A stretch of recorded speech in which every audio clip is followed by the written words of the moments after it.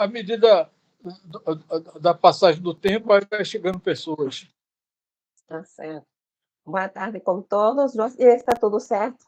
Conseguindo gravar, Joacim? Ótimo. Boa tarde com todos. Hoje temos como convidado o professor Dr. Luiz Alberto Matos. Ele vai trazer hoje o tema Medicina, Ciência e Condescendência. Vou falar um pouquinho sobre o longo currículo do professor Luiz Alberto, vou tentar resumir.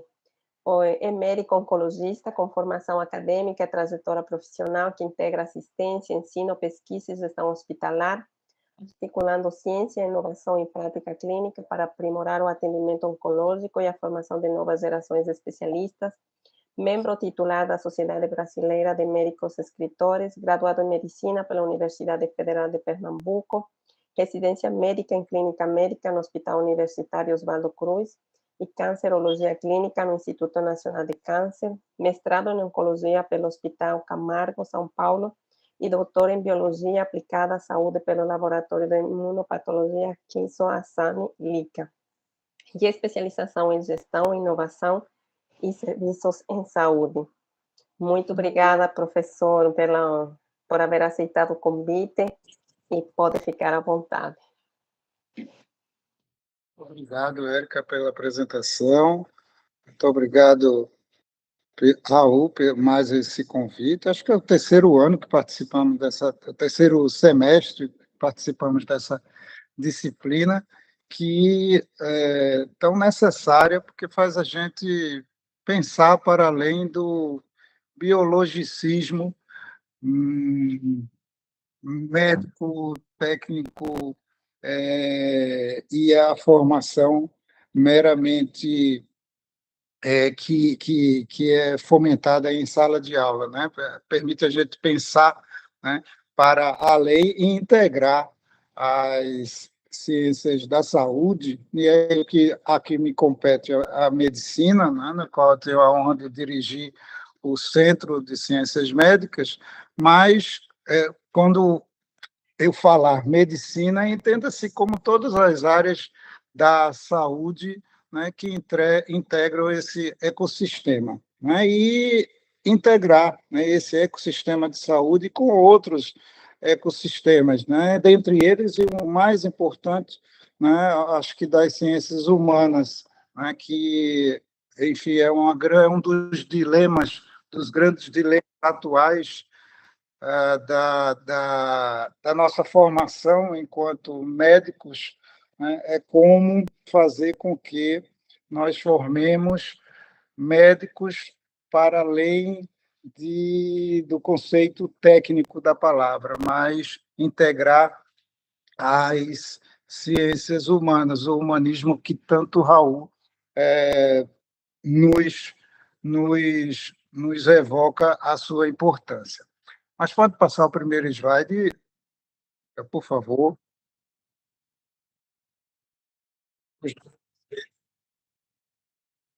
É que a tela, ela não está sendo apresentada em tela cheia, ela está em tela com detalhes, para tentar, a Erika tem, como está apresentando, tentar colocar em tela cheia. É a Érica que está apresentando. Deixa eu ver aqui se eu mudo de tela, porque estou com duas telas. Vou aqui parar de apresentar, vou colocar na outra tela.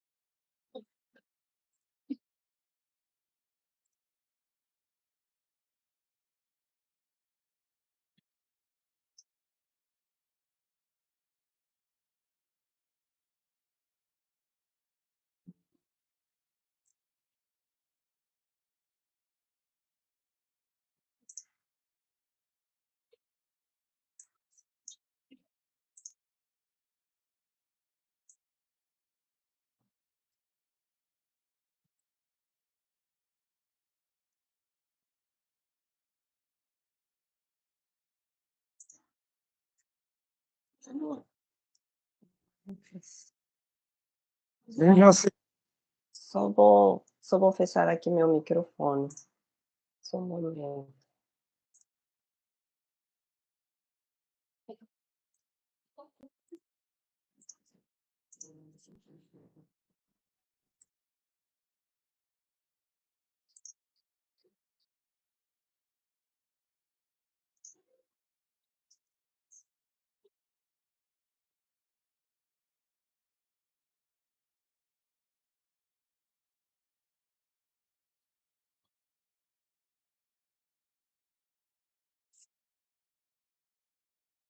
pronto.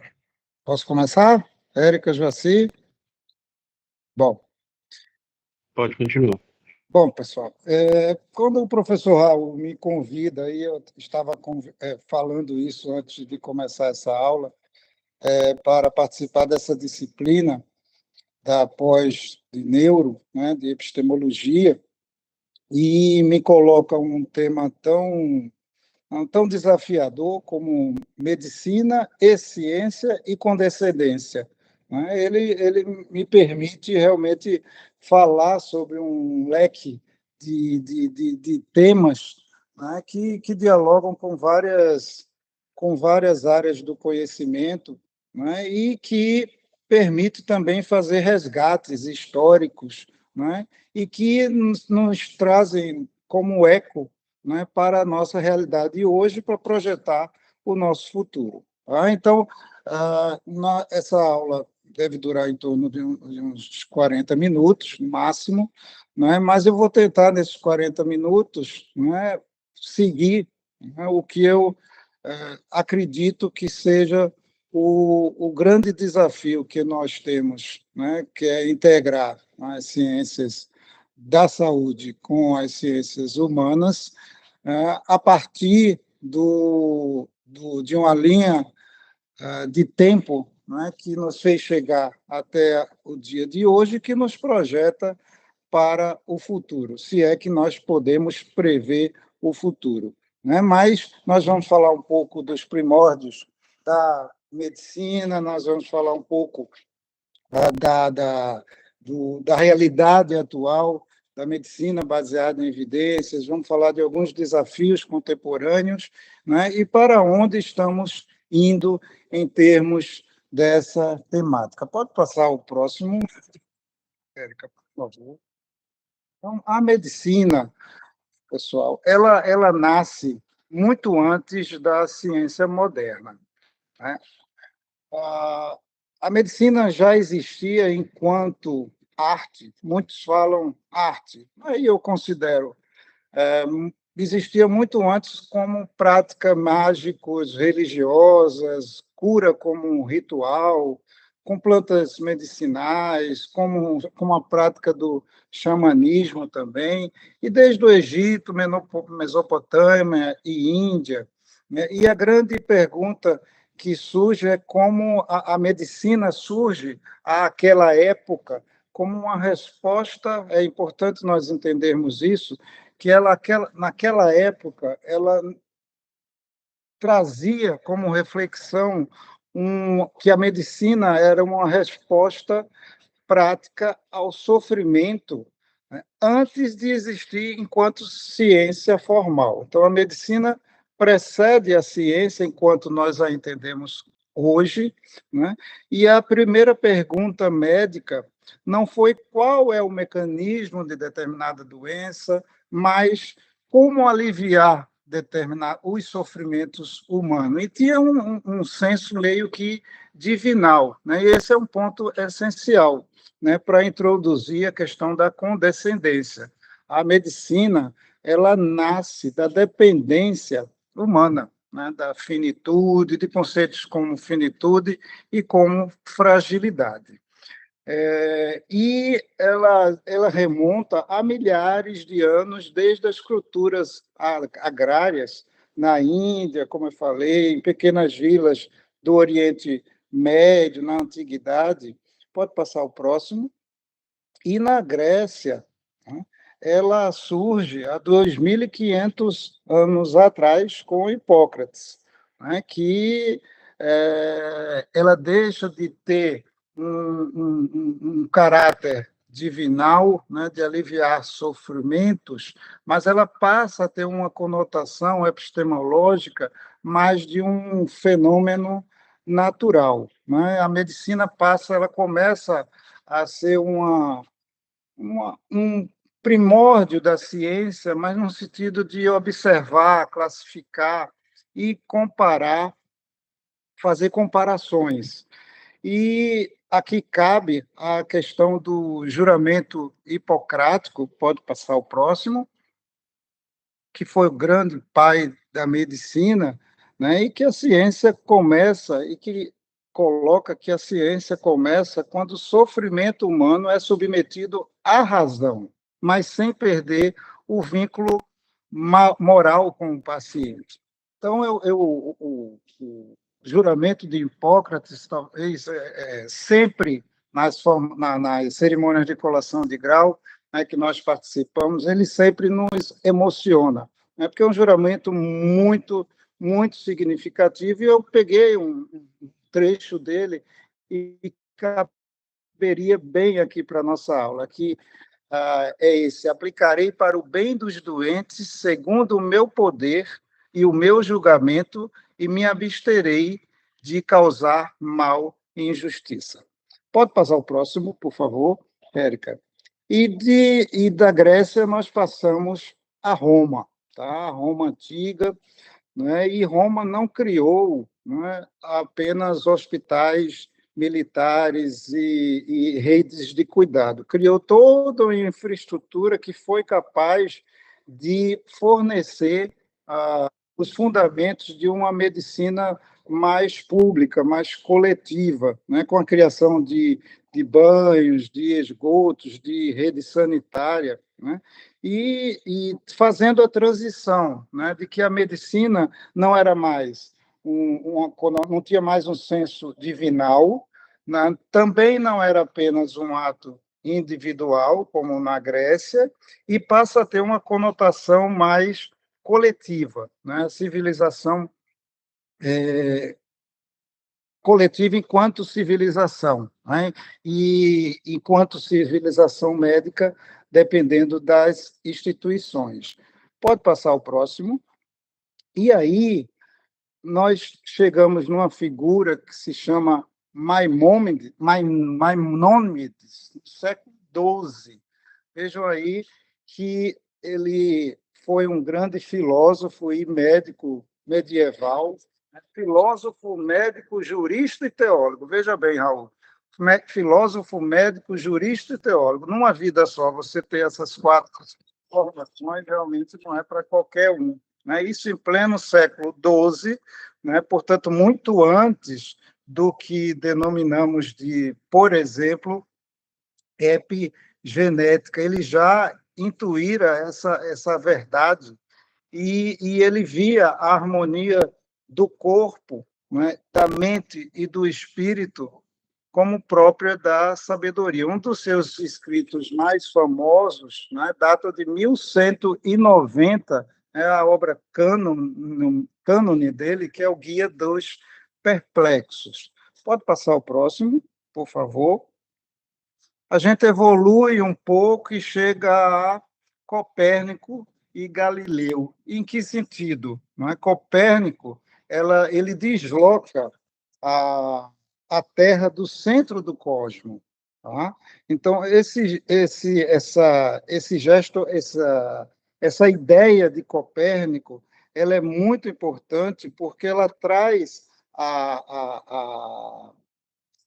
o entendimento de que toda grande ciência exige uma ferida narcísica, ou seja, ela quebra paradigmas. Então, aquilo que era uma verdade passa a deixar de ser, né?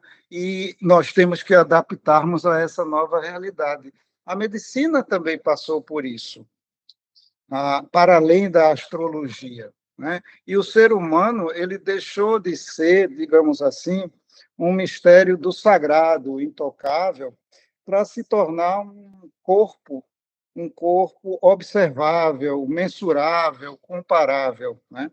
E aí nasce um grande dilema, né? Conhecer o humano e não autoriza reduzi-lo a uma máquina. Pode passar o próximo, por favor?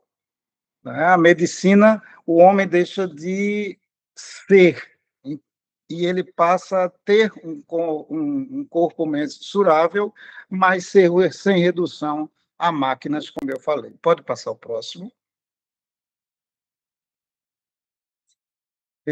Evoluindo na linha do tempo, nós temos 4 figuras aí que datam do século XVI, XVII, né, que é Versalho, Ravne, Laennec e Morgagni. Versalho ele foi o grande introdutor da questão da anatomia humana, Harvey da circulação humana, Morgagni da questão da associação de determinados órgãos com determinadas doenças, e Laennec foi foi quem inventou o estetoscópio em si, né? Então são realmente os primórdios da medicina. Pode passar o próximo, por favor. Rudolf Virchow, né? Acho que nas aulas que me precederam já trouxeram a importância de quem foi Virchow para as ciências como um todo, foi quem inventou o microscópio em si, foi um visionário, né? Eu diria assim, se eu pudesse resumi-lo, né? Se é que se pode resumir uma figura como o Virchow, mas ele consolida, foi um patologista, ele consolidou a patologia celular, né? E ele, ao mesmo tempo, afirmava que a medicina é uma ciência social. Veja aí que ele já começa, no século XIX, a falar que a medicina é uma ciência social e que a política é a medicina em larga escala. Veja, afirma que a política é a medicina em larga escala. Eu acho que isso dava uma outra aula só baseado nessa frase em si. Mas a medicina moderna não nasce só do microscópio. Ela nasce também de uma sociedade que é injusta. Vamos passar o próximo, por favor. E aí a gente chega a Karl Popper, né, que ele vem trazer como fundamento epistemológico que a ciência não é certeza absoluta, né? Ela é uma hipótese que é passível de ser submetida a uma refutação, né? Ela não é só um diagnóstico, ela é uma suposição. O tratamento é uma intervenção sobre determinadas incertezas. E a evidência é sempre provisória, né? Então, o Popper, ele ajuda a nos mostrar que a boa medicina exige método e existe humildade para se reconhecer que estávamos no caminho errado ou e refutar algumas verdades que anteriormente eram colocadas como axiomas, verdadeiros axiomas. Vamos passar ao próximo. E, como outro representante do século XIX, Albert Einstein, né, por que ele está aqui? Porque ele simboliza a ciência que revela a estrutura profunda do real, né? E inaugura alguns dilemas éticos, quais sejam, ao mesmo tempo que a ciência foi capaz de mitigar ou de controlar determinados fenômenos, epidemias, pandemias, ou era usado com propósitos benéficos, ela também poderia ser usada com fins destrutivos. E a gente vê isso hoje, né, na bomba atômica, século passado, e nos nossos dias atuais a gente está em um mundo em guerra. Então, isso já foi previsto lá por Einstein no século XX, com sua teoria da relatividade em si. Vamos lá, vamos passar ao próximo. E eu trago a perspectiva de 3 grandes revoluções, né? do ponto de vista cronológico, a Revolução Agrícola, a Revolução Industrial e a Revolução mais recente, Revolução Digital. A gente pode desmembrar essas revoluções em outras, uma pletora de outras avanços na ciência, mas a gente precisa ter como uma ideia de que cada avanço na ciência, na medicina ou entre as ciências, ela traz consigo a capacidade humana mais ampliada, mas traz também formas de dependência e exclusão. Desde a Revolução Agrícola, passando pela Revolução Industrial, que foi realmente um boom em termos de histórico econômico, mas também trouxe consigo a questão os historiadores contam, né, que foi a partir dali que o mundo começou a ser poluído, né, e os fenômenos climáticos que hoje existem remontam da Revolução Industrial, né? E a Revolução Digital, da qual nós convivemos diariamente e que traz para nós uma série de dilemas éticos em si. Vamos passar ao próximo. E o que estamos fazendo da medicina, né? A gente trouxe todo esse histórico, né? Pode passar o próximo. Qual a escolha, né? Nós temos hoje a medicina baseada em evidências, né? A medicina baseada em evidências é preciso estar bem patente essa verdade, que ela não substitui o médico. Então, quando nós damos aulas para os nossos alunos de graduação, a gente coloca o que está posto em termos de protocolos, em termos de guidelines, mas que aquilo serve só como um roteiro, ela não é uma rota definida, porque cada paciente tem sua subjetividade, né? Então, a medicina baseada em evidência, ela não substitui o médico, que deve ter uma formação muito mais ampliada para além do modelo biotecnológico. Vamos passar ao próximo.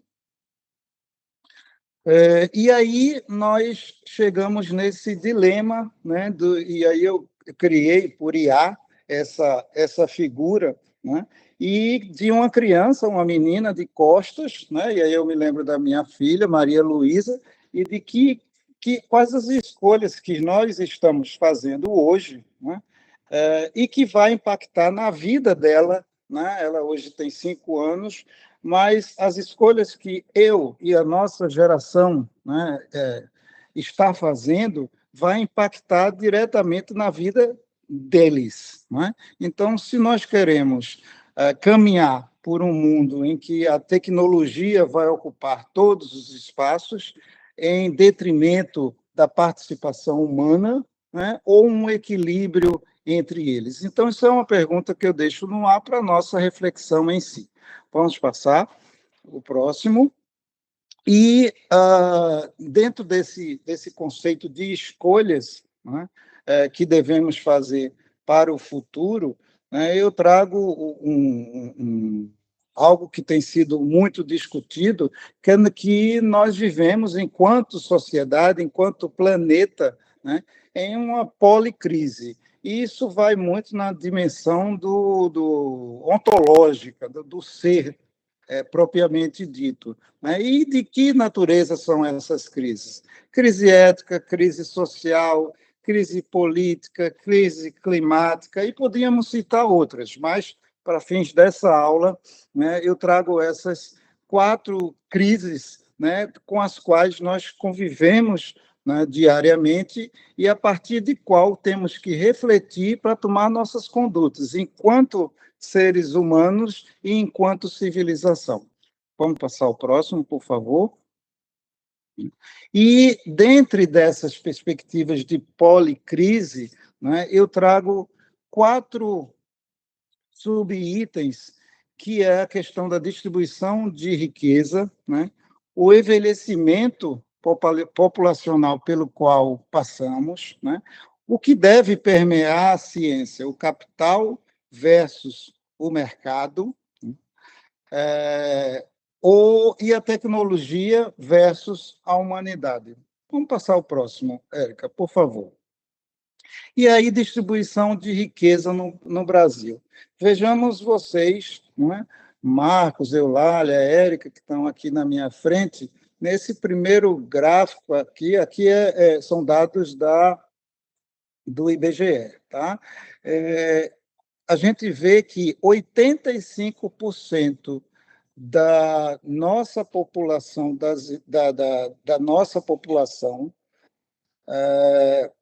no Brasil, tá? 85% 85% das riquezas da nossa população, né, está nas mãos, né, de uma pequena parcela de pessoas consideradas, né, pelo Banco Mundial como classe A, né, como ricos, né, ou seja, 10% da nossa população detém 85% das nossas riquezas, né, enquanto 90% detém o restante. Ou seja, nós estamos diante de uma desigualdade social e econômica muito grande, e o Brasil, né, ele lidera, né, países como o do sul global, né, onde esse total de riqueza detida pelos 10% mais ricos, né, no sul global é de 62%, na Europa 57%, Estados Unidos 69% e na Ásia 60%. Né? Então, 10% da nossa população detém 85% da riqueza total do nosso país. Isso gera dilemas, geram conflitos, né, e que contaminam, por assim dizer, a medicina, como vocês vão ver mais à frente. Vamos passar ao próximo, por favor. Né? E prosperidade, para alguns, para esses 10%, significa exclusão para outros. E se nós não encontrarmos um ponto de equilíbrio entre a incorporação de novas tecnologias, nós não vamos ter progresso, vai haver um colapso, porque nós já estamos vivendo uma crise climática aí sem precedentes, negados por alguns, infelizmente, mas que está aí para a história ser contada e para ser vivida, né, com o derretimento de geleiras, com os fenômenos climáticos pelos quais temos presenciado na atualidade como fenômenos contemporâneos. Pode passar ao próximo. Uma outra questão é o envelhecimento populacional. Né?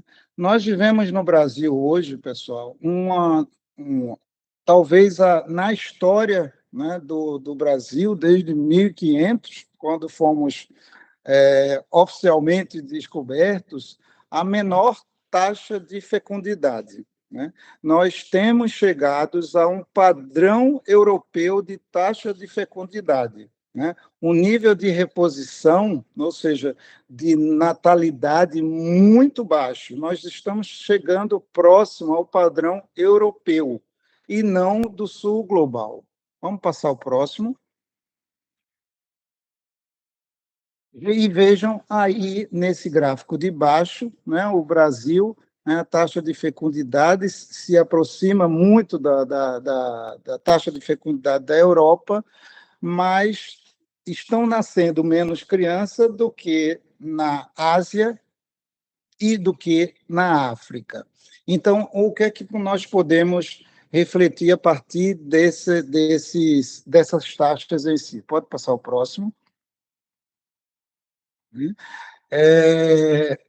Que o envelhecimento no Brasil, se por um lado está nascendo menos crianças, nós temos uma das mais baixas taxas de fecundidade, por outro lado, por ganho da incorporação de tecnologia, de ciência, de processos de inovação, a população tem envelhecido, a brasileira.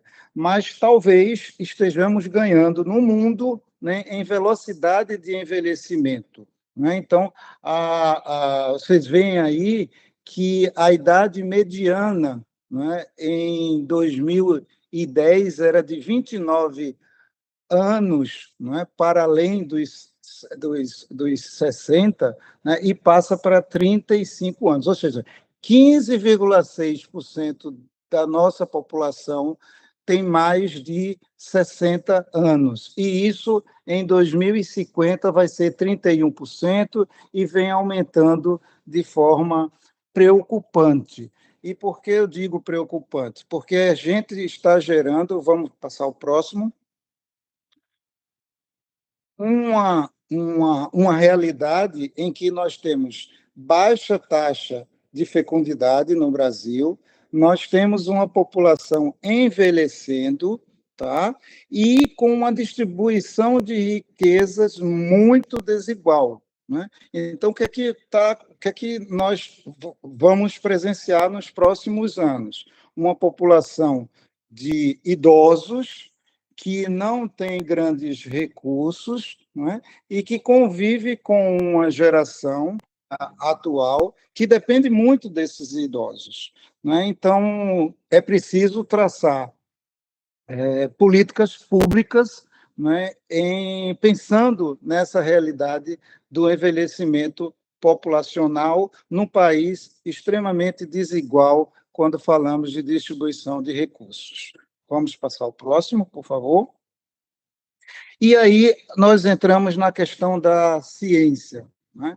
Do papel da ciência, né, como uma mola econômica, mas uma ferramenta de Estado altamente potente para o desenvolvimento de uma nação. Né?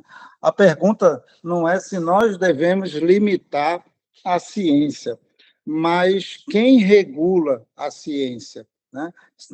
Os seus usos, seus incentivos e os seus danos. É preciso, por exemplo, defender instituições fortes, como nossas universidades. Nós estamos falando de uma universidade e do papel dela preponderante para o desenvolvimento de uma sociedade.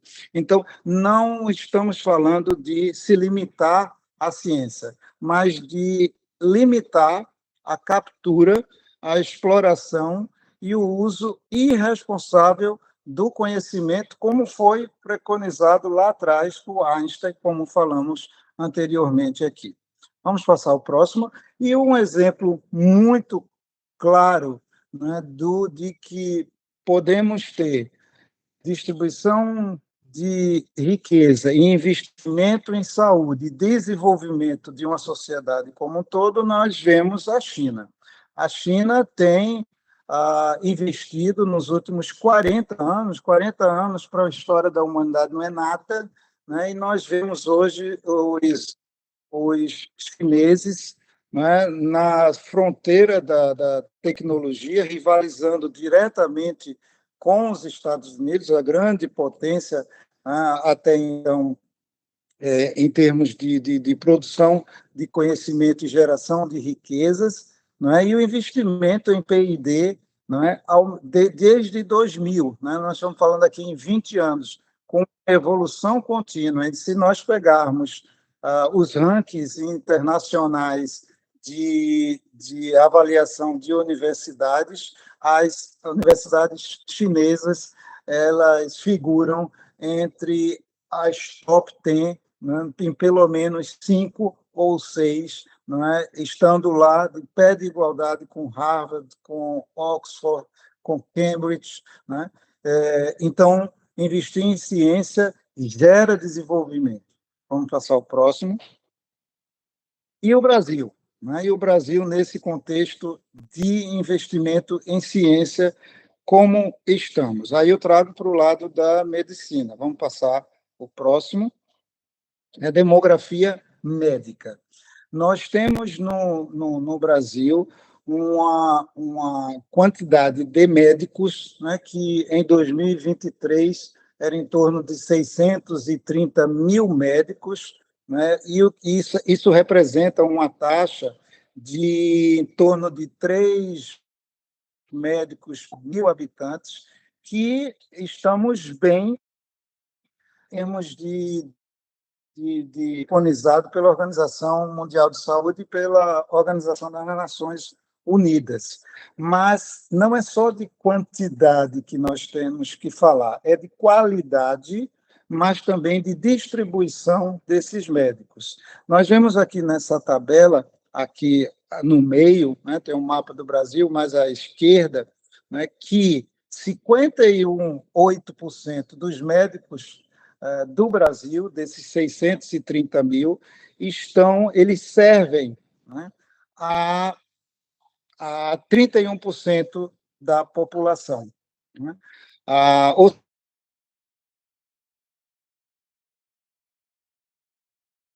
eles servem a 31% da população que estão localizadas nas áreas das regiões metropolitanas, enquanto 8% estão localizados nos rincões do interior do Brasil. Então, é um desafio na medicina, é um desafio da ciência, porque nós não temos que falar com desenvolvimento sem falar de saúde, sem falar de medicina preventiva, sem falar de equipes de saúde da família em lugares os mais longínquos possíveis e uma distribuição mais econômica. Vamos passar ao próximo. Então, sem investimento, nós temos cada vez mais maior dependência. Né? Então, o Brasil de hoje está bem atrás da China em termos de desenvolvimento de PIB, né? E se nós não temos investimento, nós criamos uma dependência do amanhã. Né? E quando a gente fala em dependência, é importar tecnologia. Né?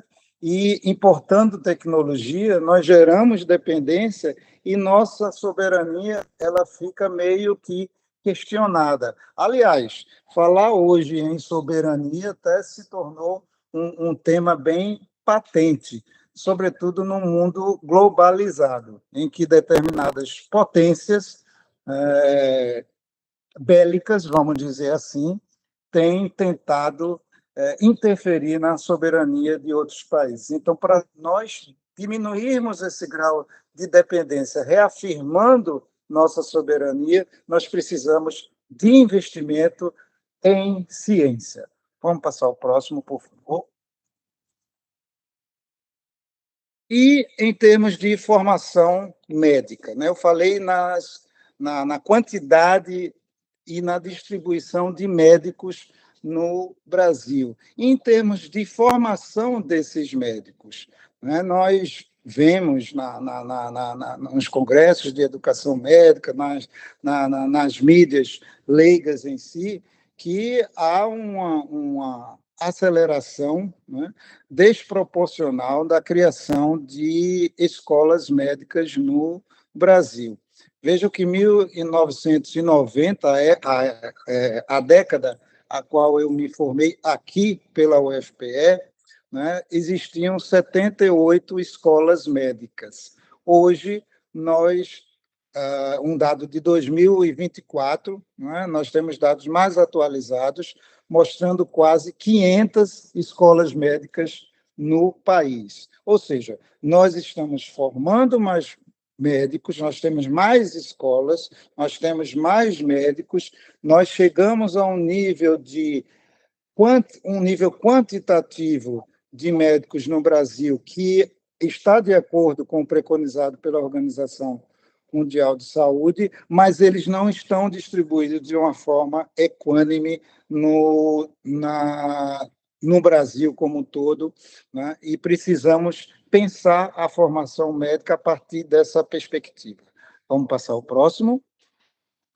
E todo progresso ele tem um preço. Né? Tem essa figura aí da balança, né? Em que, um lado, nós temos neurociências, nós temos grandes revoluções industriais, mas às custas de tragédias climáticas, muitas vezes.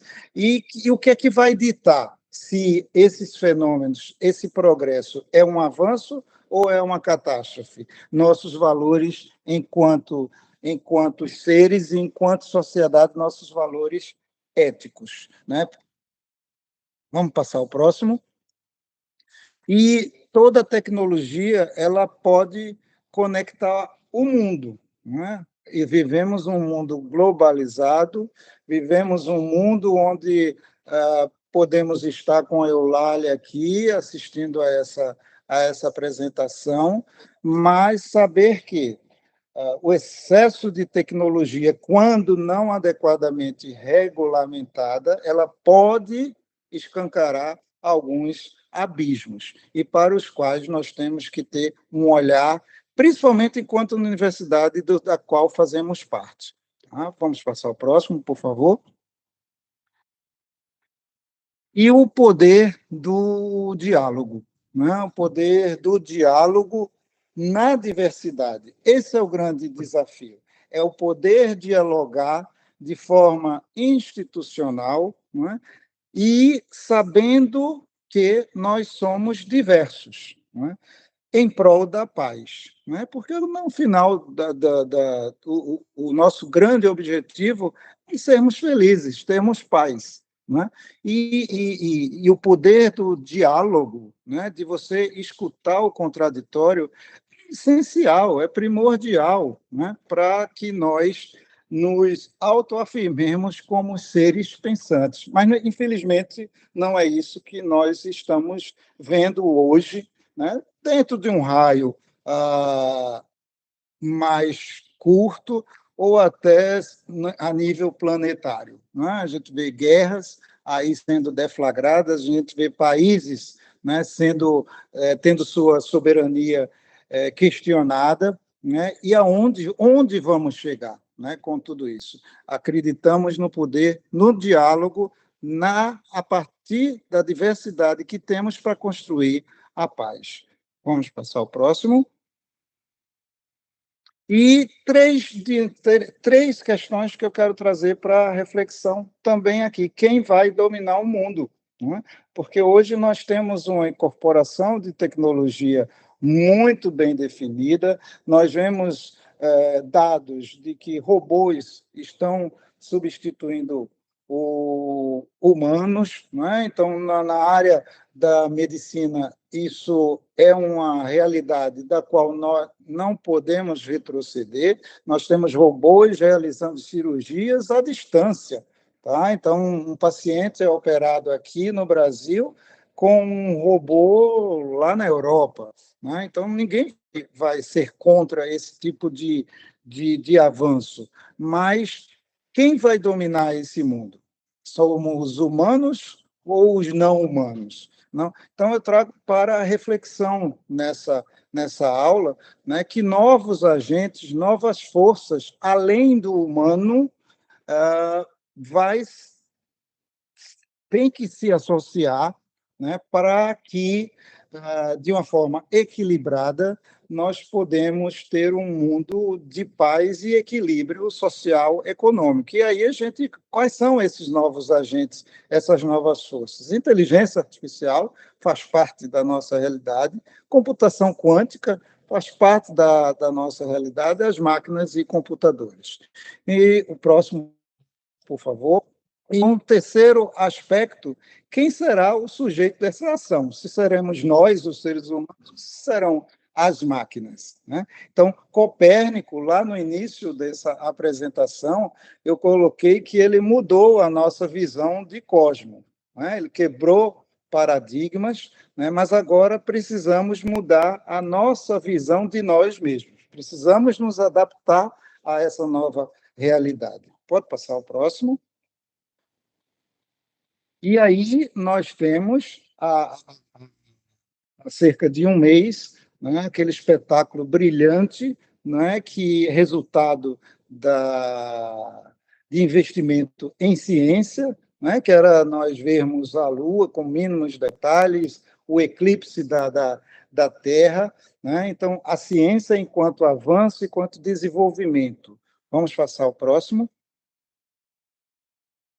Então, para encaminhar para o final dessa apresentação, né, eu acredito que medicina e ciência e condescendência é possível, desde que a medicina esteja direcionada, com um vetor direcionado para cuidar de vidas, né, no seu individual, aliviando sofrimento, né? E que o papel da ciência seja buscar a verdade, compreender e transformar. E a condescendência, ou seja, nós termos humildade diante da vulnerabilidade e respeito sempre à diversidade. E aí eu trago 3 frases que podem agregar, né, essas três dimensões, da medicina, da ciência e da condescendência. Conhecer com razão, cuidar com compaixão e servir à humanidade. Vamos passar ao próximo, por favor. E aí eu trago uma dica de leitura.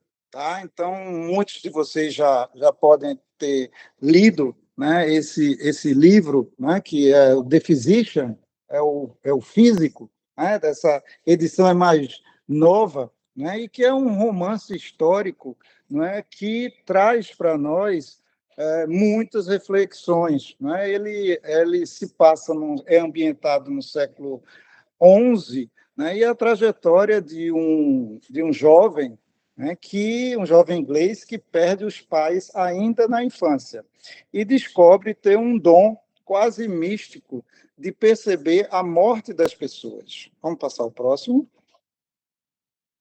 E ele é criado, perdeu os pais, e ele é criado por um cirurgião barbeiro itinerante. Nós falamos nos primórdios da medicina, né, que antecederam a ciência. Né? E Rob, o protagonista do livro, ele aprende práticas rudimentares da medicina medieval, né? Muitas vezes fundamentada não na metodologia científica, mas na tradição, na superstição, muito mais do que no conhecimento científico. Isso gera inquietações no jovem Rob. Vamos passar ao próximo. E ele tem acesso, ele vai da Inglaterra à Pérsia, né, frente a essas inquietações, numa busca, né, pelo conhecimento, para além das fronteiras que o cercava. Né, e ele encontra Avicena, que foi um dos mais influentes persas, né, médicos, hoje a gente pode dizer, da Idade de Ouro do Islã, tá? E que criou uma legião, vamos dizer assim, que foram os primórdios das escolas médicas, né? E que assumia a questão das humanidades, das subjetividades e do biologicismo de uma forma muito integrada. Vamos passar ao próximo. E ele passa, né, o jovem Rob, por vários conflitos religiosos, epidemia, mas sempre em busca do conhecimento. Então, o livro ele narra a história do nascimento da medicina como ciência. Né? Pode passar o próximo. Então, precisamos, se a gente pode resumir, né, o livro é o detalhe versus o tudo. Né? Nós caminharemos numa direção em que nós veremos a ciência como um todo, a medicina como um todo, né? A mesma estratégia de diagnóstico e de tratamento para o todo, ou a gente vai no âmago das pessoas, no detalhe daquele ser humano. Vamos passar ao próximo.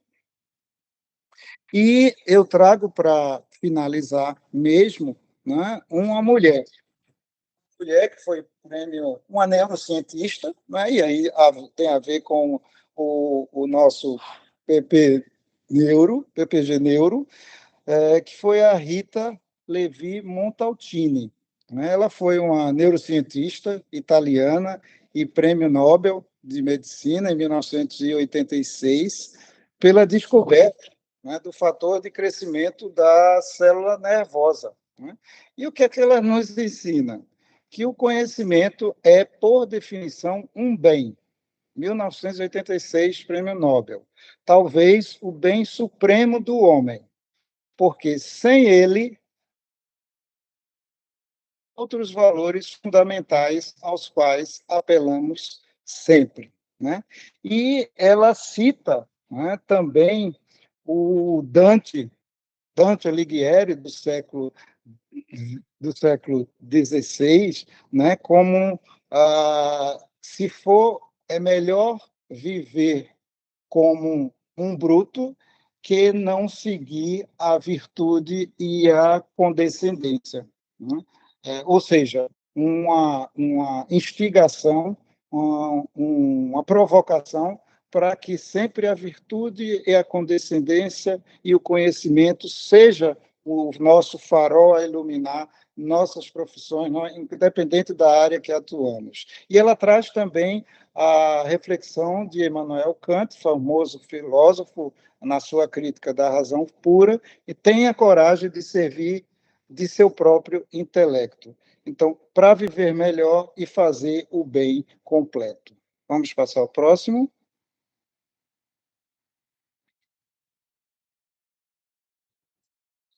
Então, para terminar, nós temos de Maimônides, que nós falamos lá no início, século XII, a genética e a epigenética que vivemos atualmente, né? A influência do ambiente no nosso biologicismo, né? E suas ou as nossas plasticidades, né? Maimônides, ele colocava que a alma e o corpo são como dois irmãos inseparáveis. O que afeta um, afeta o outro. E a epigenética, ela faz essa ligação, essa ponte entre o passado e o futuro, mas ela não altera o texto da vida, né? Ela não altera o nosso código do DNA, a nossa sopa de letrinhas que forma o DNA, que é o alfabeto. A epigenética, ela modula, né? E essas marcas epigenéticas, elas trazem memórias biológicas que regulam os genes que se expressam. Então, todo esse conjunto de conhecimento, ele tem impactos no nosso ambiente, em emoções, nos nossos propósitos de vida e no nosso sentido enquanto seres humanos. Pode passar o próximo. Bom, era isso que eu queria apresentar para vocês, mais inquietações minhas que eu quis compartilhar com vocês para serem... eu acho que eu estou vivendo um momento de vida, Raul, que as perguntas são mais frequentes do que as respostas nas nossas vidas. Então, são essas inquietações, né, que me trazem e que permeiam a minha vida, né, a minha profissão, e para os quais eu trouxe aqui para compartilhar com vocês aqui. Muito obrigado a todos pela audiência, estamos à disposição para a gente conversar. Muito obrigada, professor Luiz Alberto, pela excelente palestra, por todas as questões que o senhor trouxe à tona. Professor Raul, quer falar antes de começar com as perguntas? Eu queria, assim, para não tomar o tempo dos ouvintes, mas eu queria agradecer muito a Luiz, né, pela palestra, sempre brilhante, né? Vocês vejam que hoje bateu o recorde, né, também. Aliás, dos palestras que bateram o recorde de audiência aqui, porque a nossa turma só tem poucos alunos, viu? É uma turma de pós-graduação, mas vem muita gente para cá. Meu cachê não vai aumentar por isso não, viu, Raul? Nem se preocupe. Não. Eu é que vou cobrar a entrada. Daqui a pouco eu vou cobrar a entrada, que fica melhor para a pós-graduação. Mas veja só, eu queria agradecer, antes de mais nada, a presença de Flores Bela aqui, de Adelmo, que é um amigo, companheiro de vicissitudes lá no Pilates, né? Quero agradecer bastante a ele, agradecer a todas as pessoas que entraram, Ieda e outras pessoas que eu já agradeci no início e tal. Bom, e a todo esse pessoal. Foi muito importante o que você colocou no contexto da filosofia e da epistemologia e do humanismo, né? O título da palestra já mostra o que a gente pretendia com isso, né? Aqui também está Glauber, está presente também aqui. Obrigado, Glauber, pela presença. Mas eu queria o seguinte: era muito importante, sabe, Luiz, porque, embora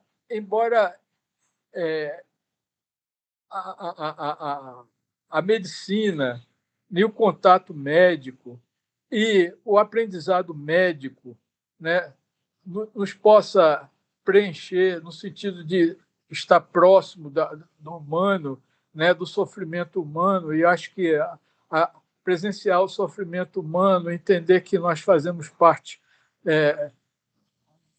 como humanos, desse contexto que a medicina nos apresenta, né, na sua prática, né, na sua praxis.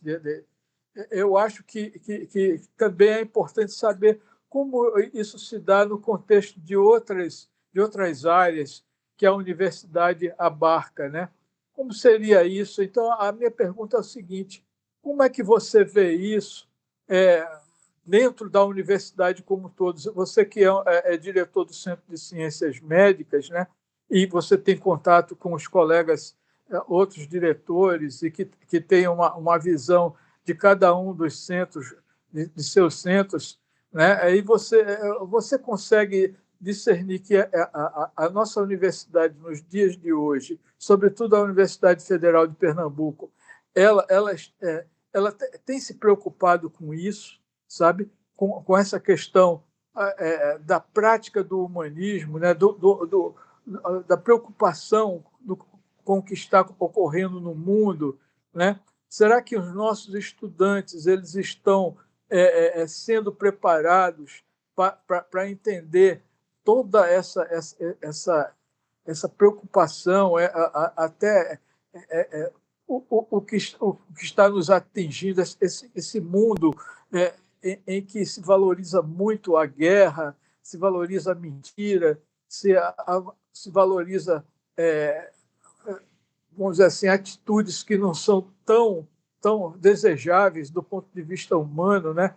Que nos distanciam do outro, né? Como é que você vê isso na universidade e o que você é diretor do centro e você já mudou muito a fachada do centro, né? Como é que o centro se dá hoje, o Centro de Ciências da Saúde, né? Ou melhor, Centro de Ciências Médicas. Eu quero confundir porque eu fiz parte dessa conquista que foi para nós médicos a formação do Centro de Ciências Médicas, né? Mas como é que você vê isso para a nossa universidade? Eu, aproveitando, como eu falei em Centro de Ciências Médicas, eu me lembrei também do Centro de Ciências Biológicas. Eu queria agradecer também a presença de Oliane aí, né, que esteve, eu não sei se ela ainda está, mas estava aí. A presidente Oliane é uma grande querida, muito obrigado pela presença aí. Então, essa é a pergunta que eu vou fazer para você. O papel da universidade no contexto daquilo que você colocou aí. E lembrar também que você falou de uma coisa muito importante aí, que eu sempre tenho falado em todas essas aulas, em todas essas palestras, em todo esse contato que eu tenho tido com os alunos da neuropsiquiatria, da pós-graduação da neuropsiquiatria, que é alguns livros importantíssimos. Você citou o físico, né, que, na verdade, é The Physician, né, que devia ser o médico, né, mas foi uma tradução meia truncada, Mas eu fiz, inclusive, uma discussão sobre esse livro, eu fiz uma análise desse livro na internet. E ele é muito interessante porque ele traz para a gente uma coisa importantíssima que é pouco valorizado dentro do contexto da filosofia na medicina, que é o papel da medicina árabe, sabe? Com Avicena e com outros também. Então, a pergunta é aquela: como você vê a universidade dentro desse contexto que você colocou? Obrigado, viu, Luiz? Muito bem, Raul. Muito bem colocado. Obrigado pelo comentário. Veja bem, como incorporar tudo isso que falamos e o papel da universidade, a questão do sofrimento humano, o doxo, o episteme, dentro do que é a universidade. E aí a gente precisa ter muito em mente de que a universidade, historicamente, ela nasceu como um local de produção de conhecimento, mas também como um espaço de encontros entre as diferenças humanas. Então, desde as universidades mais antigas, como a de Bolonha e de Paris, né, 1000 anos atrás, até os grandes centros, né, e nós estamos aqui num grande centro, a universidade ela sempre foi atravessada por conflitos, por tensões, por diferentes culturas, por disputas de poder e, sobretudo, pelo sofrimento humano, né? Então, nós somos reflexo da sociedade. E talvez resida aí, Raul, exatamente a grandeza que eu enxergo na universidade, né? Ela não é um lugar para abrigar unanimidades, mas para sustentar digamos assim, a complexidade da condição humana, né? Ela não se resume, a meu ver, a estatísticas de inclusão, de representatividade institucional, embora isso seja muito importante. A diversidade dentro da universidade significa para nós, né, a convivência com histórias distintas, subjetividades, como eu falei na apresentação, e nós vivemos hoje, né, conflitos geracionais, né, e que, se antes cada geração era contabilizada a cada 10 anos, né, depois passou a cada 5 anos, né, hoje, se fizermos uma avaliação, a cada ano nós temos uma geração diferente e somos expostos a dilemas éticos, né, que nos permeiam o dia a dia, né? Então, a pletora de informações que temos de forma instantânea, né, o imediatismo que queremos ter, né, ante determinadas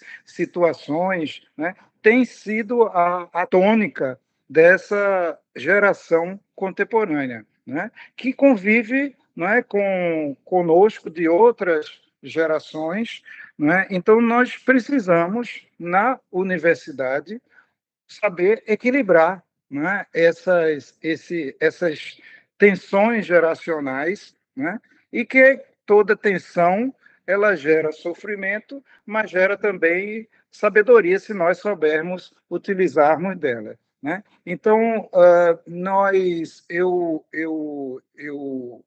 tenho um filósofo, né, que eu gosto muito, que é o Levinas, o Emmanuel Levinas, que lembra que o rosto do outro nos convoca moralmente antes mesmo de qualquer teoria, ou seja, o rosto do outro antes de sermos nós mesmos, né? Então, eu acho que é isso que a universidade precisa discutir, né?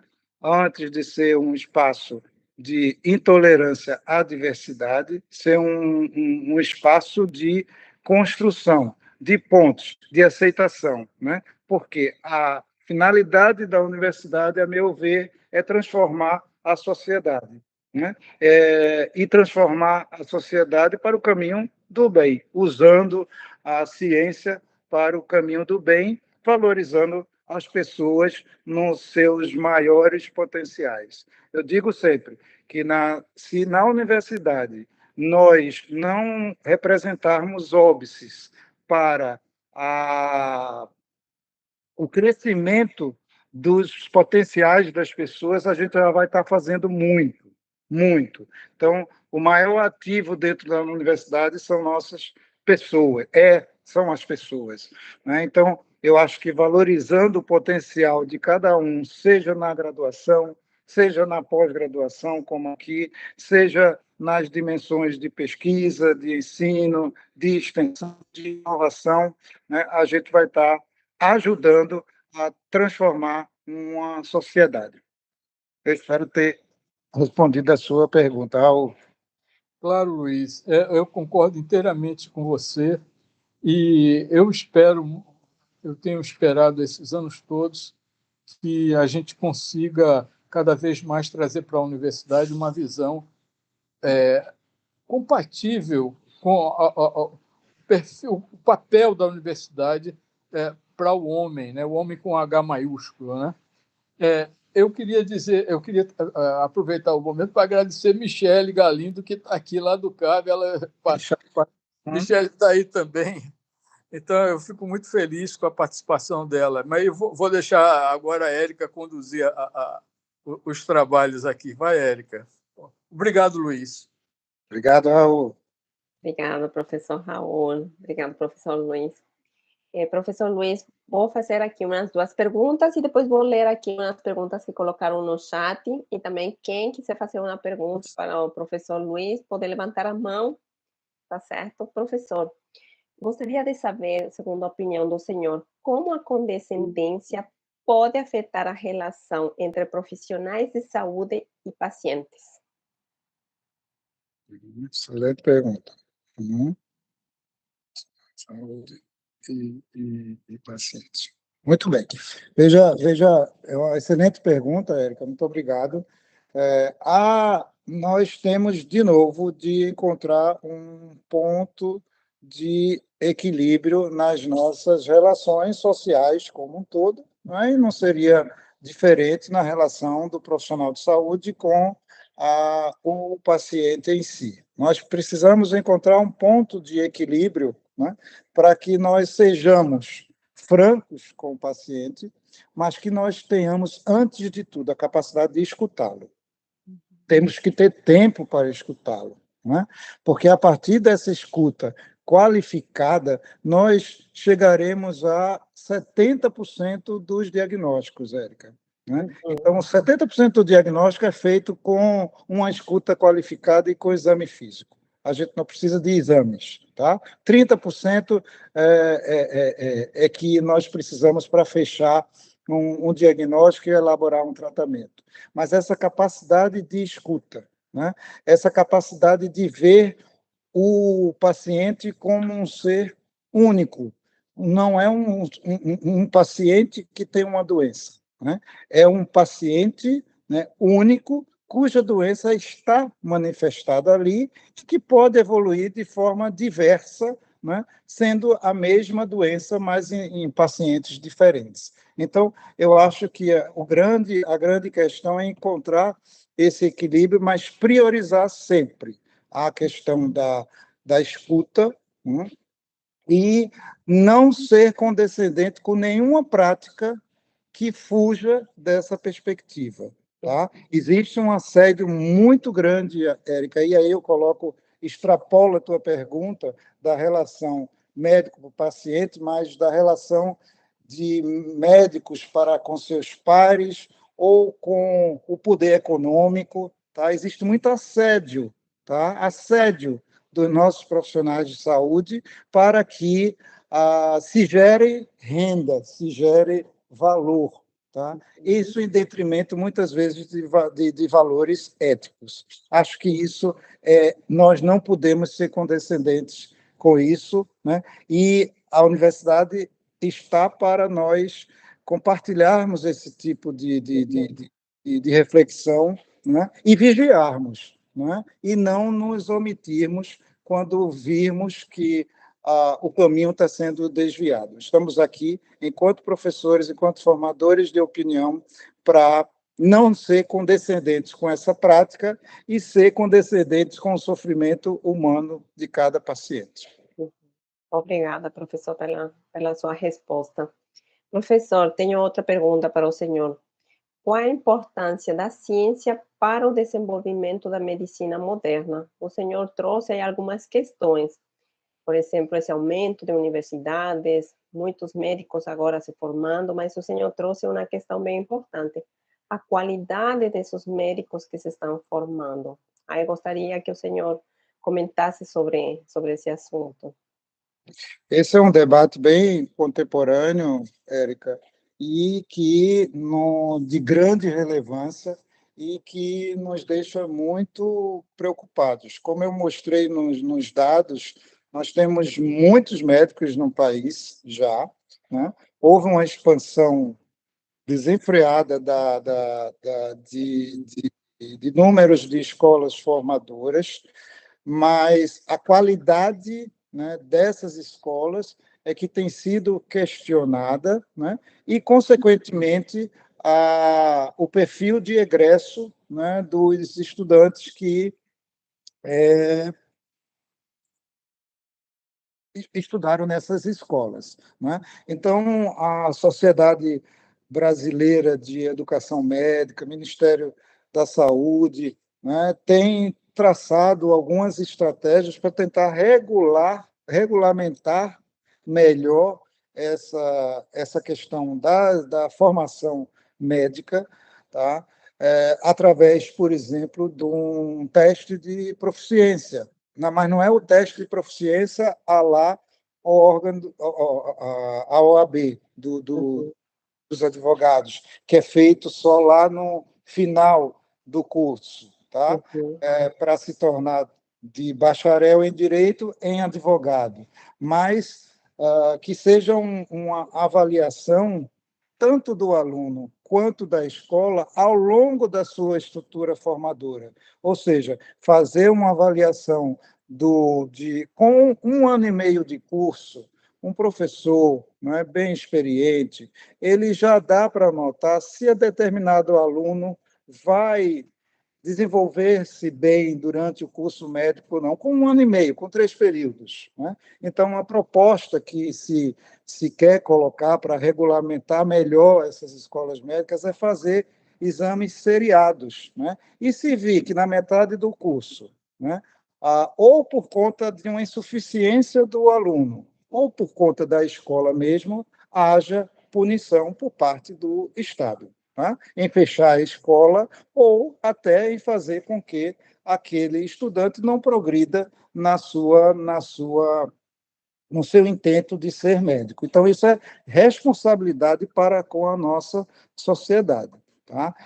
Então, uma discussão, essa proposta versus outra, fazer um teste à la OAB, né, do qual eu não me alio, porque uma prova não é capaz de avaliar 6 anos, né, que é o padrão de duração dos cursos médicos aqui no Brasil, né? A OAB é um exemplo de que passar na OAB não é a garantia de termos bons advogados ou advogadas, né? Então, nós precisamos refletir, amadurecer. Está em Brasília agora acontecendo durante essa semana, né, da Sociedade Brasileira de Educação Médica. Nossas coordenadoras do curso estão lá, né, discutindo esses dilemas, né, pelo qual atravessamos, sobretudo aqui no Brasil. E a ciência e a medicina moderna estão intrinsecamente relacionadas, Érica. Então, hoje nós somos capazes de detectar, e eu trago um pouco para a minha especialidade, hoje nós somos capazes de detectar o câncer antes dele aparecer, né? Isso às custas de ciência, né, e de tecnologia, tá? Então, não há como desconectar, né, mas que são instrumentos que nós utilizamos para o avanço e o desenvolvimento. Agora, que nós não esqueçamos a nossa capacidade de escuta, como eu falei na sua pergunta anterior. Muito obrigada, professor, pela sua resposta. Professor, vou ler aqui uma pergunta que fez Ezequias. Obrigado pela aula, professor. Foi incrível. Fiquei encantado com os assuntos como basear-se em evidências não substitui o médico profissional. A concentração de poder financeiro em uma pequena população e desigualdade, soberania nacional e impacto na ciência, como também a importância do cuidado e o entendimento contextualizado para a integralidade do paciente. Tendo em vista isso, a ciência, a saúde e os pacientes que tanto tentamos ajudar com nossos conhecimentos e investimentos são afetados por decisões políticas. A neutralidade profissional não seria passível a corroborar com a desigualdade, reforçando toda a problemática? Essa é uma pergunta que ele faz. Também fala aqui, é esquisito lutar pela ciência e o fortalecimento quando não lutamos socialmente. O profissional que se restringe ao consultório, laboratório ou sala de aula talvez não conheça o mundo e não contribua tanto quanto imagina. Me perdoe se não estiver claro, mas não desejo ultrapassar os limites, estou tentando trazer uma reflexão. Outro ponto. Pensando no avanço da inteligência artificial, como podemos assegurar essa condescendência? Reconheço a importância desse avanço, mas após a pandemia percebe-se a falta de comprometimento de muitos estudantes. Muitos não buscam conhecimentos profundos e embasados, não desenvolvem raciocínio crítico. Que metodologia pode ser utilizada? Quais estratégias implementar? Tentar criar consciência não tem sido tão efetivo. Bom, aí ele traz algumas questões, professor. Ótimo, excelente, excelente. Como é o nome dele, Érica? Ezequias. Ezequias. Muito bem, Ezequias. Você traz verdadeiros tratados aqui para a gente passar aqui o restante da tarde, mas obrigado pelas perguntas. Me disponho a refletirmos mais sobre elas, mas vamos lá. Você trouxe alguns pontos que eu apresentei aqui, né, sobre a questão de soberania, né, sobre a questão das decisões políticas, do mercado, da distribuição de renda, né, do envelhecimento, mas você traz uma questão das lutas sociais e das decisões políticas, né, que os profissionais que ficam encastelados nos seus consultórios ou nas salas de aula ou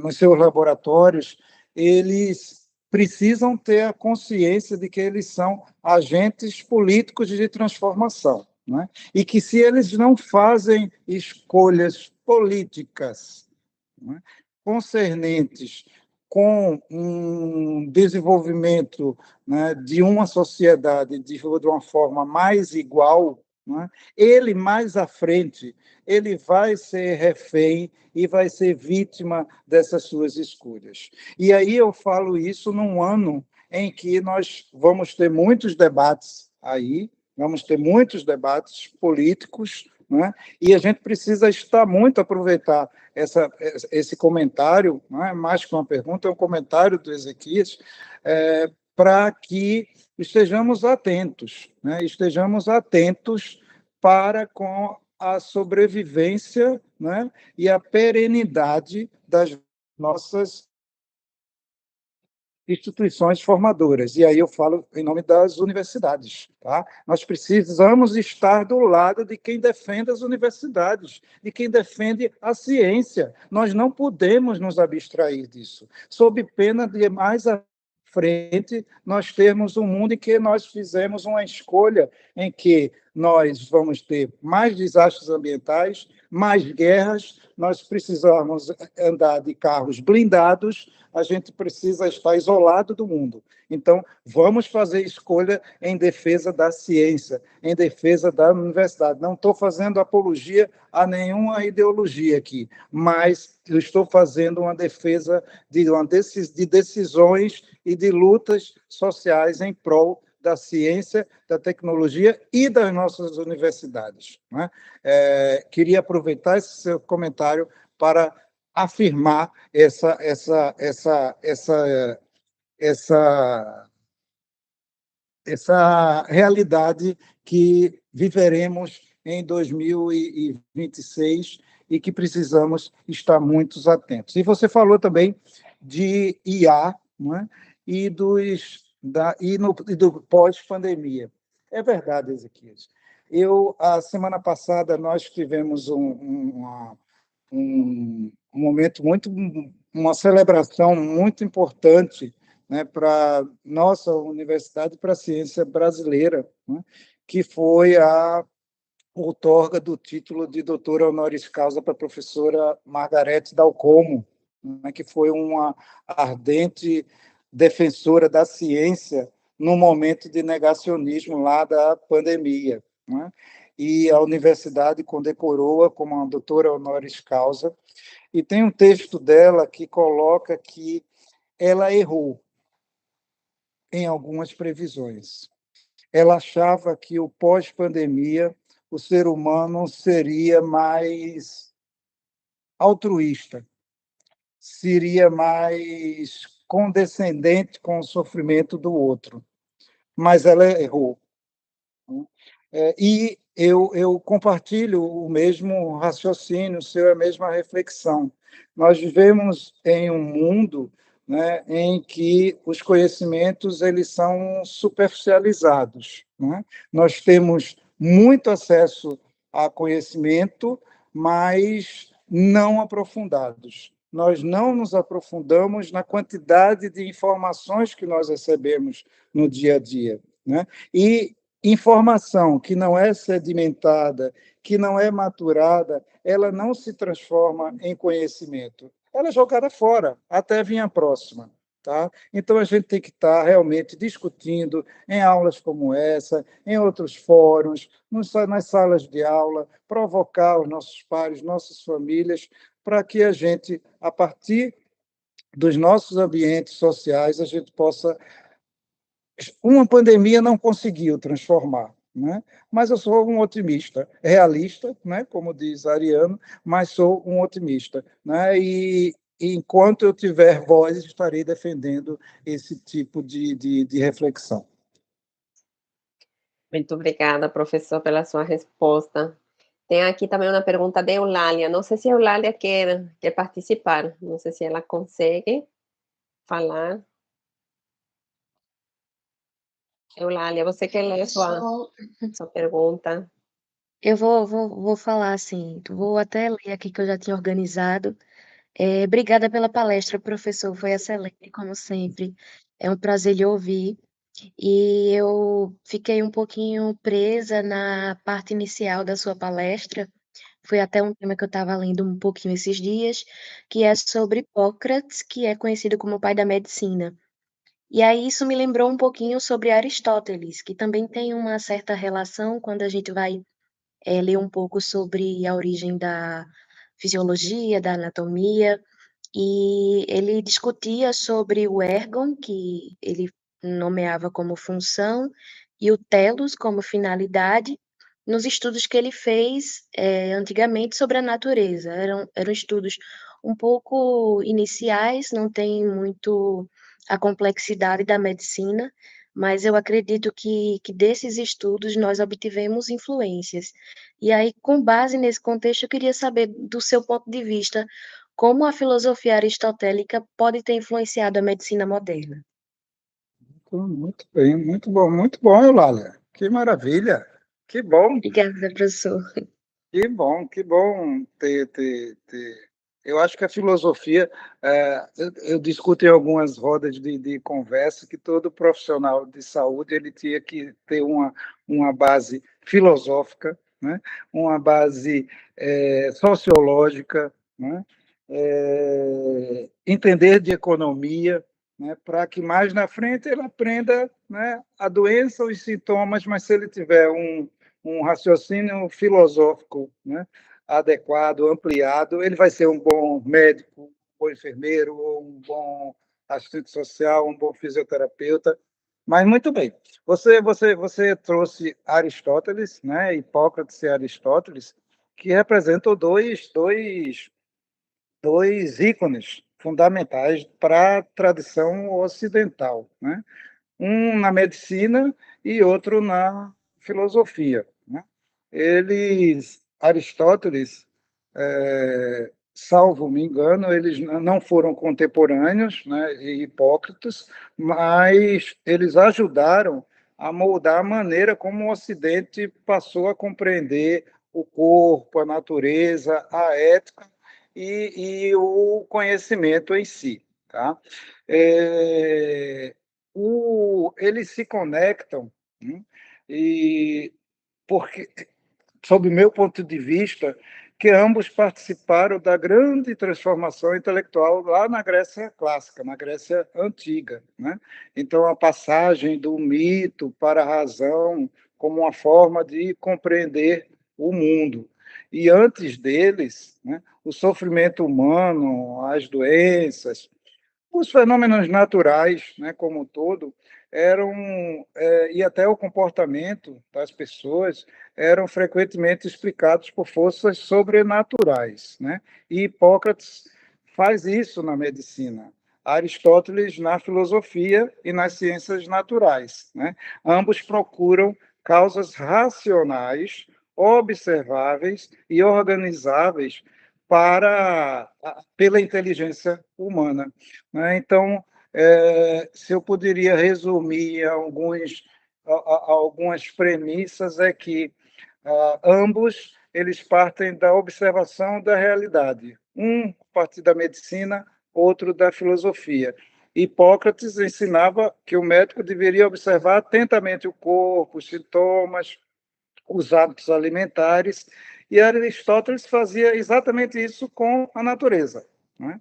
Ele observava os animais, as plantas, as formas de governo, comportamentos e fenômenos físicos. Então, ambos desconfiavam, vamos dizer assim, das explicações puramente abstratas ou mágicas, que até então permeavam o universo, né, a nossa sociedade em si. Obrigada, professor. Foi excelente a sua resposta. Obrigada, Eulália, pela sua pergunta. Obrigada, professor, pela resposta. Professor, tem aqui uma pergunta de Paula Brielli. Para o senhor, a curricularização da extensão pode auxiliar nessa formação mais humana da medicina? Muito boa pergunta. Contemporânea para o nosso dia a dia, na nossa universidade.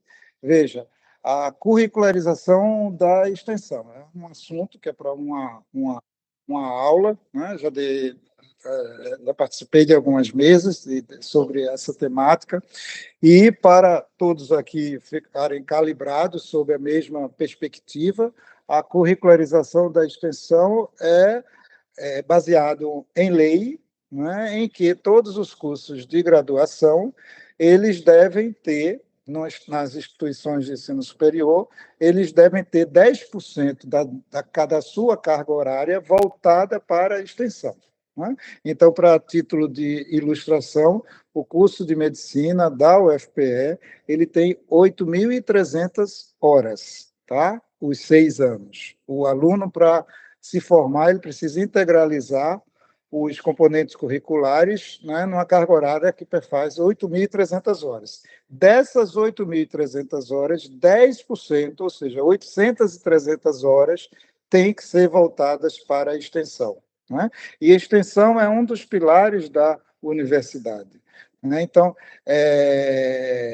e que ela está indissociada, né? A gente sempre fala isso, da indissociabilidade, ensino, pesquisa e extensão. E a extensão é o pilar em que diretamente a sociedade vai participar da rotina da universidade e vai ensinar, vai haver uma troca, né, de experiências e de conhecimento da universidade para com a sociedade e da sociedade para com à universidade. Então, eu acho que a curricularização da extensão é necessária, é fundamental, é o caminho mais estreito para a universidade atingir o seu objetivo. Afinal de contas, a sociedade é quem mantém a universidade.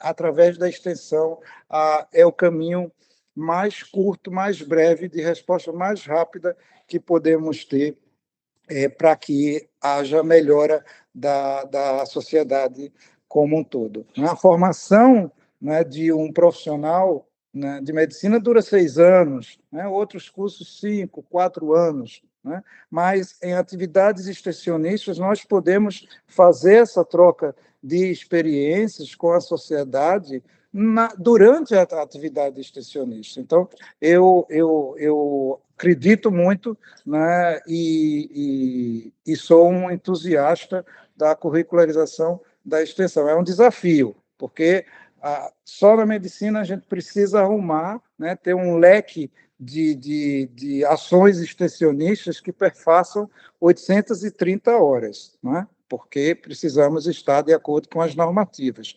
Mas toda mudança traz consigo desafios, mas eu acredito firmemente que a extensão ela vem responder de uma forma mais breve os anseios da sociedade, sim, a partir da universidade. Obrigada, professor, pela excelente resposta. Agora vou passar a palavra para Joacim. Joacim que levantou a mão, tem uma pergunta. Pode fazer sua pergunta, Joacim.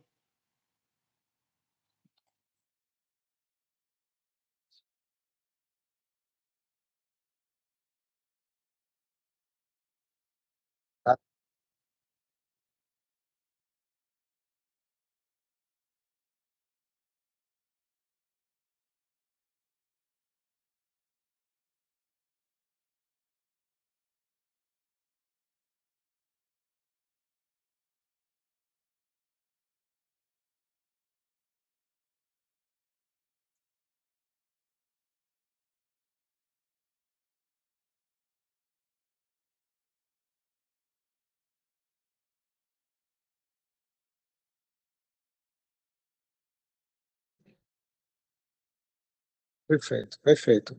Jaci, qual você tá na pós-graduação, Jaci? Qual a tua área de formação? Tá. Veja só, o que é que eu quis dizer elaborando mais esse tipo de raciocínio? Nós vivemos hoje num mundo, né, na vida profissional, vamos dizer assim, e que nós somos guiados por protocolos. Um paciente desnutrido grau 1 tem que usar determinada fórmula X e o outro deve usar fórmula Y, né? Ou o guideline, ou o protocolo, me determina que naquela paciente que tem um tumor de 2 centímetros, eu tenho que usar o remédio Z, né? Isso é medicina baseada em evidência, por quê? Porque ela foi resultado de estudos científicos de grande impacto, né? E que ajuda a avançar. A medicina só avança por conta de ciência, né? A questão é que nós, como profissionais, nós precisamos ter o bom senso que aquilo é um roteiro, mas não é um fator determinante para nós desenvolvermos uma conduta para um paciente especificamente, tá? Então, a medicina baseada em evidências, com o conhecimento prévio, ela serve para nos dar um guia, um norte, né, para onde devemos seguir, mas ela só vai ser efetivamente atingida de forma benéfica para o paciente se a gente souber encaixar o ser humano, que é o paciente, para com aquelas evidências que nós temos disponíveis. Em suma, nós discutimos isso muito com os residentes, com os alunos. O que é preconizado é tal protocolo, mas para esse paciente, ele tem um contexto social que não se aplica esse protocolo. Então, nós temos que usar uma outra estratégia. Tá? Então, é isso. A medicina baseada em evidência é fundamental, mas ela não é um dicionário de contas determinadas. Tá? Então, ela é um guia, né, para o qual nós podemos construir uma estratégia para oferecer o melhor para um paciente. Ah, clareou, dá para entender que também tem a questão que se aplica à nutrição. Um exemplo, a gente pega um paciente que tem uma prescrição, quando ele tem a alta, ele precisa seguir essa prescrição, mas é que tá, a gente tem que conhecer o paciente, a capacidade dele de compra, o acesso que ele vai ter a isso ou não. Então, eu achei interessante a explicação do senhor para casar um pouco mais com a minha área. Faz sentido, muito sentido. Muito obrigado. É isso aí. Pense sempre que você está aprendendo aqui são questões, são conhecimentos já postos. Você, quando estiver diante de um paciente fazendo sua avaliação nutricional, você vai ter como guia, não é, um protocolo que é estabelecido, mas ele não é fundamental ou determinante. Você tem que associar a medicina baseada em evidência à sua avaliação profissional para aquele paciente, tá? Então, determinada medicação pode servir para um paciente, mas não para outro. Assim como, não é? A gente está falando em medicina baseada em evidência, mas se a gente for falar também sobre um outro aspecto, assim, se para cada paciente a doença se manifesta de uma forma diferente, né? Então, um diagnóstico de um câncer, por exemplo, numa determinada personalidade de um paciente, ele vai reagir de uma forma que difere de outro paciente que tem a mesma doença, tá? E isso tem impacto no tratamento. Está entendendo? Então, a própria doença, ela pode ser um fator que é único, tá? Mas que em pacientes diferentes vai se manifestar ou ele vai ser interpretado pelo paciente, a doença vai ser interpretada pelo paciente de uma forma diferente. E isso vai ter impacto no tratamento, tá? Isso é do ponto de vista de antropologia social, tá? Agora, trazendo para a medicina baseada em evidência, é isso, né? Use o que os professores seus colocam em salas de aula, use como guia, mas ele não é determinante, tá? E você você tem uma profissão que ela é regulamentada e que você vai ser cobrado se você usar algo que fuja muito da regra. Mas, se você estiver sempre aliado com a subjetividade do seu paciente, você vai ter que sempre como responder a qualquer questionamento sobre sua conduta. Eu ainda consigo pensar também a relação da diferença do serviço público para o serviço privado. Mesmo o serviço público,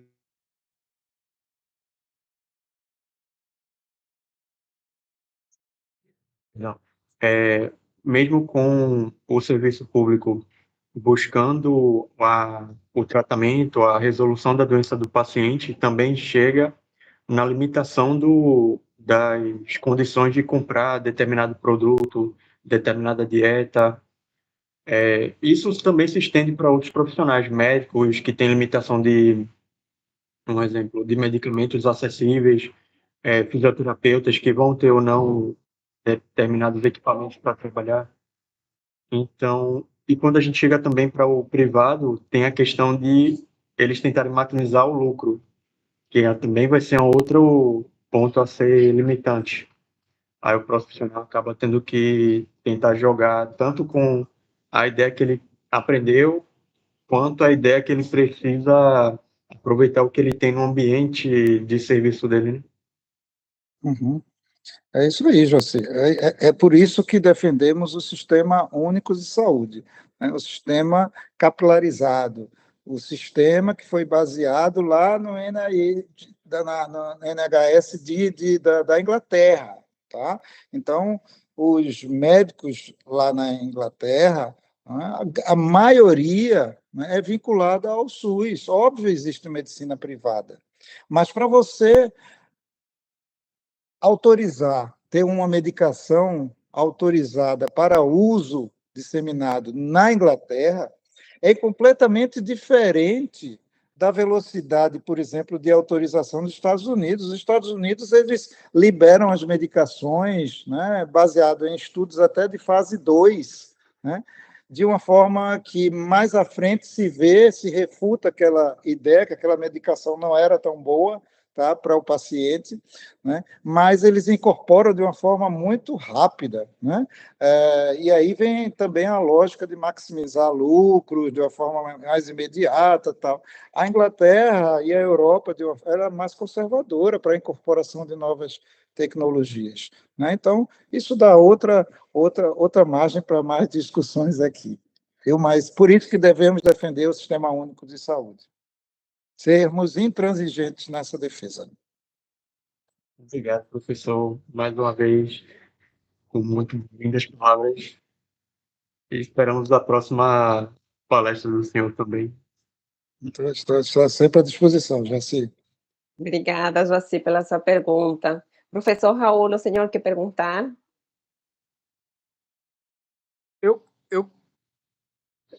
Eu quero, mas eu acho que o Marcos entrou primeiro, não? Não sei. Foi. Marcos, pode fazer sua pergunta? Sim, entre o primeiro, professor. Pode fazer. Aposto. Ô, Luiz, eu passaria uma hora conversando com você sobre diversos assuntos, né? E isso seria, eu acho que, muito bom para os nossos alunos das várias áreas, né? Das pessoas de várias áreas que sempre participam das nossas palestras, né? Mas tem alguns pontos que eu gostei. Eu vou começar primeiro por isso que você está falando. Por exemplo, há novos paradigmas nas ciências da saúde, né? Vamos usar, ou nas ciências da vida, como chamariam os franceses, né? Que envolveria as ciências biológicas e as ciências da saúde, né? Novos, como, por exemplo, o Doherty, né? Que vê o paciente ou vê as doenças ou vê a saúde como um construto histórico, né? Histórico até do ponto de vista do desenvolvimento e da evolução. Então, essas concepções são muito mais atuais. Eu sempre tenho tentado levar aqui para o pessoal essa discussão. E também, né,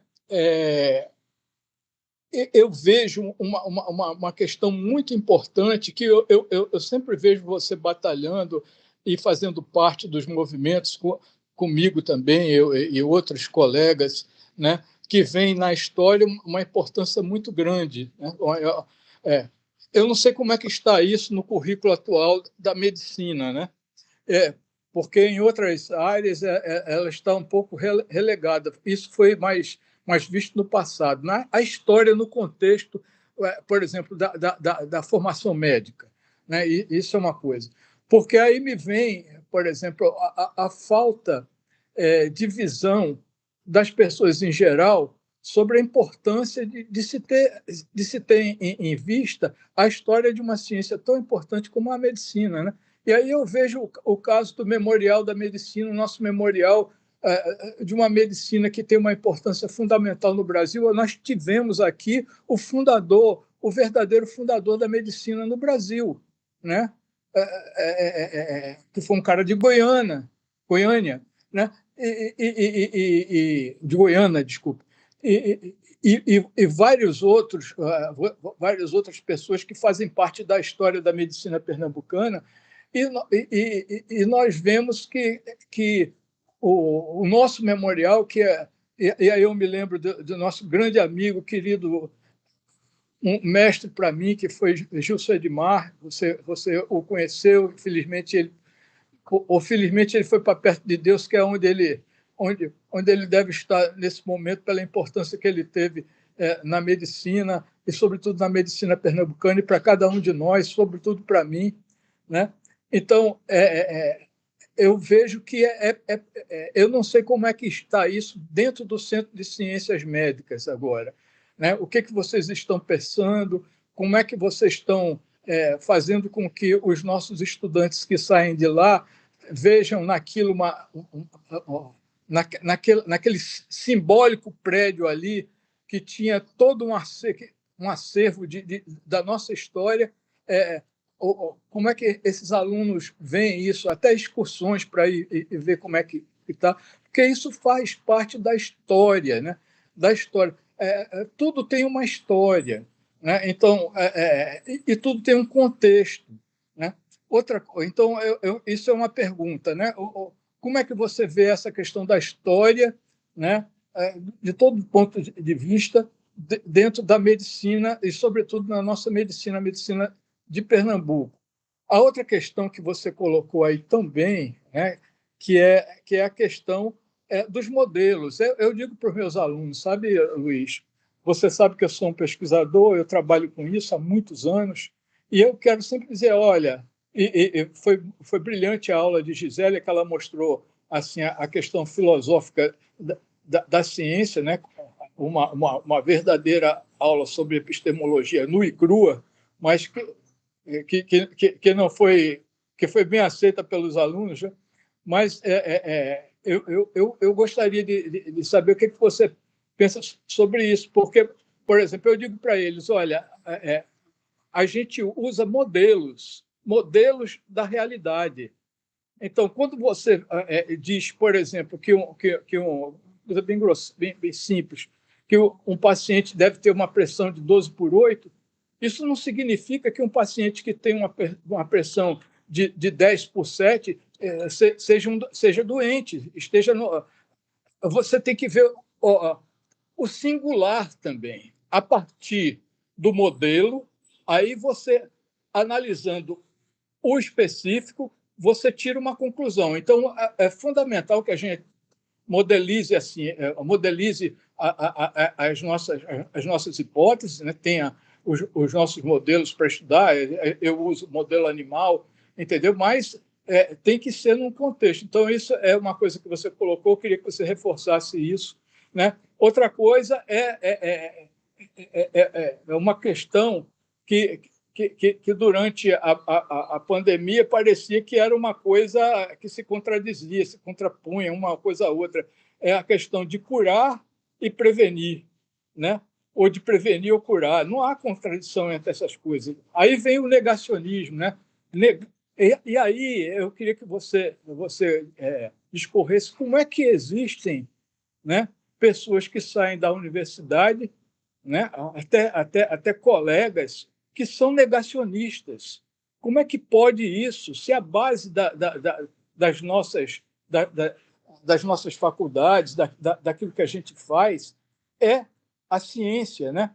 Então, é totalmente oposto. Eu, durante a pandemia, eu estava fora, eu via alguns colegas, até que eu tinha uma certa consideração por eles, a defender remédios como você sabe, né, os remédios que houve aqui durante a pandemia, né, e negando o papel importante da vacina, e negando também que uma vacina não se pudesse ser, negando a própria ciência, o avanço da ciência, negando que uma vacina não pudesse ser elaborada num período muito mais curto, né?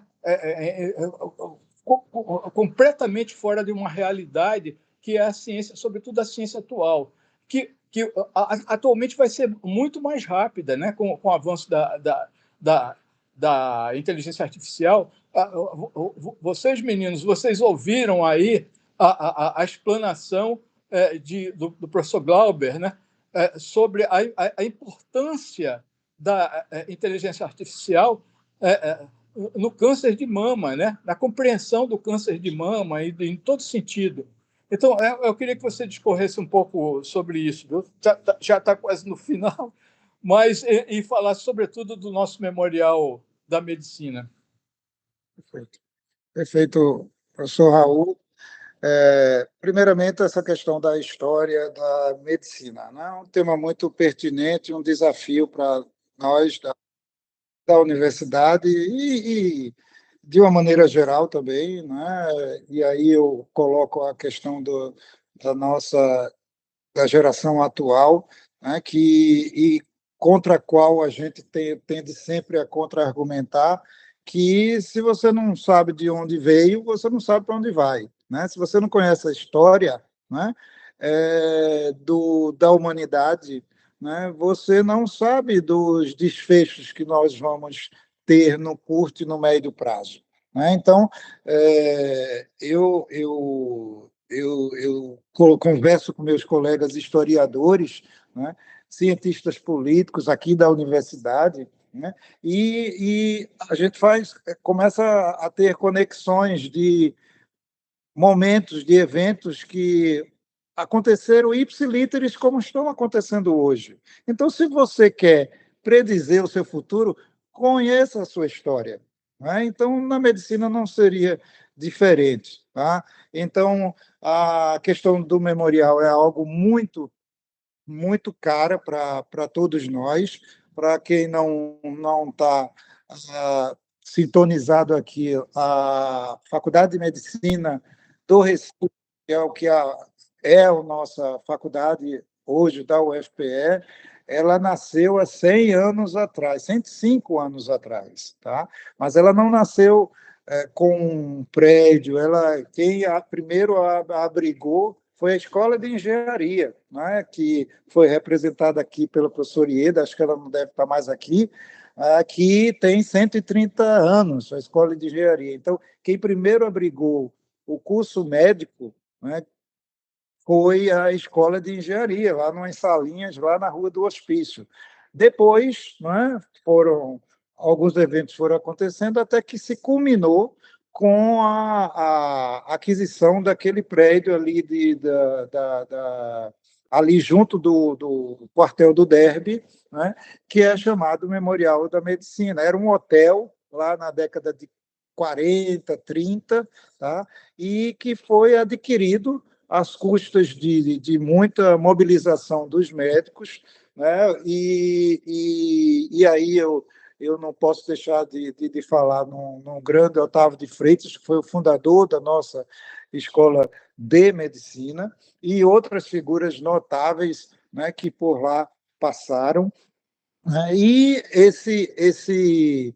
essa edificação lá no Derby, que fica lá no Derby, ela albergava algumas associações médicas, estava sendo, dentre as quais a Academia Pernambucana de Medicina, o Museu de História da Medicina, a Associação de Médicos e Escritores, da qual eu tenho honra de participar, né, e outras também, o Instituto da Terceira Idade. E esse prédio, há 2 anos, ele desabou literalmente. Então, o teto desabou, e ali é a materialização da nossa história, né, da nossa história enquanto medicina. Então, há 2 anos, as instituições que lá estavam, né, têm lutado para que recursos sejam alocados na reedificação daquele memorial, que ele está completamente cercado, né? E há 2 anos completou agora em abril, né? Sem estar em funcionamento. Então, se nós temos hoje na universidade um problema de infraestrutura com alguns prédios, né, que estão funcionando, lá o Memorial da Medicina está há 2 anos interditado. Tá? Há 2 anos está interditado. E nós, enquanto geração atual de médicos, a gente tem esse compromisso e levamos sempre nos fóruns que participamos, professor Raul, né, da necessidade de resgatar aquele prédio que alberga a nossa história. Tá? Então, é uma luta, né, e vamos continuar nessa trincheira. Tá? Então, figuras icônicas da medicina passaram por ali, se formaram por ali, ainda fazem parte das associações que estão sendo abrigadas em outras instituições, mas ali é um prédio nosso, da UFPE, e precisa ser resgatado, né, pelo valor que ele tem, sobretudo para a medicina brasileira e pernambucana. Você colocou também Raul, a questão dos modelos, né, né, que nós utilizamos, né, nos nossos órgãos formadores, né, seja na graduação, seja na pós-graduação, né, e eu acho que dialoga muito com aquela conversa com aquele diálogo que tivemos com o Joaci, né, acho que foi o Joaci, né, com a medicina baseada em evidência, né? E aí, se você coloca, né, o modelo, né, como um grande círculo, né, que engloba, né, toda uma realidade, né, o modelo ele deve ser usado como parâmetro geral, mas não na singularidade, usando suas palavras, Raul, que os pacientes precisam. Tá? Então, o modelo existe, você exemplificou muito bem a questão da pressão arterial de 120 por 80, e que num paciente pode ser 10 por 100 por 70, e tá bem, tá ok, tá tudo bem, como dizem meus filhos. Ou 13, 130 por 90, tudo bem para outro paciente. Então, existe um modelo que é baseado no racional científico, mas que, né, nós precisamos ter o bom senso e o conhecimento e a sabedoria de saber aplicar esse conhecimento de uma forma individualizada ou singularizada, né?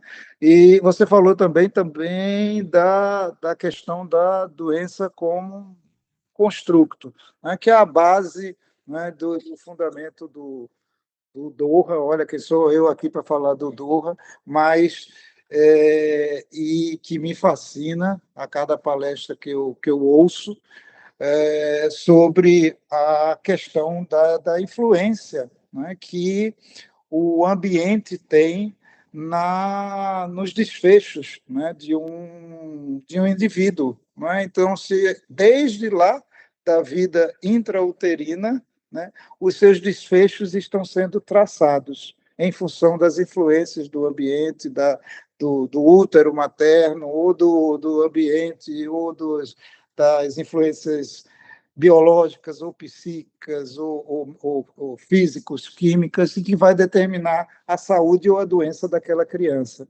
Né? Então, a doença é um construto social, eu diria, histórico, né? E que precisa ser vista como tal. Acho que você fez menção ao posso dizer, um grande amigo, professor Gilson de Mar, um grande neurologista, um grande professor, ex-diretor do Centro de Ciências da Saúde, ex-vice-reitor dessa universidade, grande apoiador das causas do Centro de Ciências Médicas, em que, infelizmente, há 2 ou 3 meses atrás, partiu dessa nossa dimensão. Né? Então, eu rendo aqui e homenageio ele com essas palavras finais aqui da sua pergunta. Um grande humanista, acima de tudo. Professor Gilson de Mar. Obrigado, professor Luiz, pelas respostas. E agora vamos para a pergunta de Marcos. Marcos, pode fazer sua pergunta. Muito obrigado pela palestra, parabéns. Eu gostaria da opinião do senhor a respeito da justificativa que a clandestinência pode ser uma defesa psicológica contra o desafio emocional da profissão médica. E também, nesse mesmo sentido, no contexto da ausência de médicos no interior do país, gostaria que o senhor comentasse sobre qual é o limite ético, né, entre a liberdade individual e a produção desses desertos sociais. E nesse mesmo sentido, que o senhor comentasse que o motivo disso estar ocorrendo seria por conta da ausência de estrutura ou pela ausência de princípio profissional, nesse caso. Muito bom. Que debate bom, hein Raul, hein, Érica, Joaci? Que debate bom. Quantos temas, né, a partir da provocação. Você vê que uma aula é uma provocação, né, para a gente refletir e, a partir daí, nós desenvolvermos outros temas relacionados com a explanação. Que bom. Veja, Marcos, a questão da distribuição de médicos no país, né, é algo que é discutido há muitos anos, tá? E faz parte realmente de como o nosso país ele foi construído